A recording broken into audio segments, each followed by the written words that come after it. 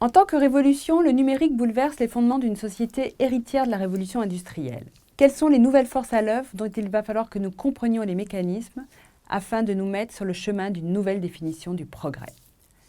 Première caractéristique et pas la moindre, la démocratisation de l'accès à la connaissance. Aujourd'hui, grâce à un smartphone, un étudiant africain dans un village reculé peut avoir accès aux cours de prestigieuses universités européennes ou américaines.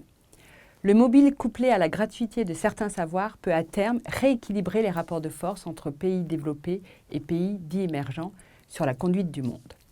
Le savoir n'est plus réservé uniquement aux seules populations des pays riches, il participe au développement de l'éducation de personnes qui en étaient privées, créant en conséquence du développement économique. De nombreuses études d'organismes internationaux montrent notamment le lien direct entre l'éducation des femmes et l'augmentation de la croissance économique d'un pays. Le pouvoir est redistribué différemment au profit du plus grand nombre et chacun devient un acteur de ce progrès commun. Cela rejoint l'émergence de mouvements mondiaux, socio-économiques, articulés autour de la notion de foule, ou crowd en anglais, comme le crowdsourcing par exemple. Comme Internet permet la mise en réseau planétaire de personnes éloignées géographiquement, il crée de nouvelles interactions sociales mobilisées autour des grands enjeux actuels, à savoir l'écologie, l'éducation, la santé, ainsi que la réflexion sur de nouveaux modèles économiques.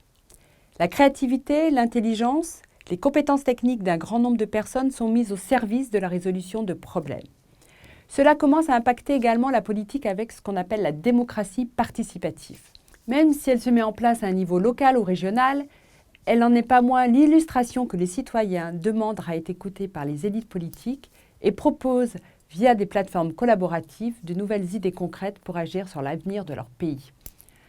L'engagement est d'ailleurs une dimension centrale des nouveaux comportements.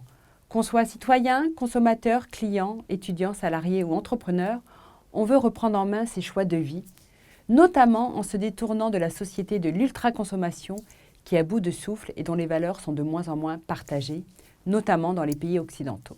Le même phénomène se produit sur le marché du travail avec l'arrivée de nouvelles générations qui posent de nouvelles conditions pour leur trajectoire professionnelle. Apprendre, partager, s'engager, créer, résoudre, les nouvelles postures dessinent le rêve d'un nouveau monde. Une nouvelle renaissance façon XXIe siècle et numérique est en marche.